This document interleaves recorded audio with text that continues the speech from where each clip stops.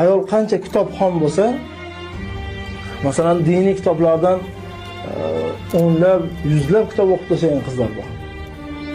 Shayx hazratlarining kitoblarini hammasini o'qib chiqqan qizlar bor. 18 yoshda, 19 yoshda, 20 yoshda shu qizlar. Ular uchun qizig'i yo'q. Masalan, dunyo izdiyu boshqasini qizig'i yo'q. Oqila ayol, haqiqatan fikri ham ancha ochiq bo'ladi. Mahr masalasida ham asosan ularni qiziqtiradigan narsa, ba'zi qizlar bor, subhanalloh, mahrga kitob so'rashadi ekan. Meni orzuyim dedi, Shayx hazratlarining hamma kitoblarini olish, shuni mahr qilib bera olasizmi dedi ekan. Bunaqangi ayollardan qanaqa farzandlar dunyoga keladi? Albatta katta olimlar, Imom Buxoriydek, Imom Muslim, Imom Termiziydek zotlar dunyoga keladi.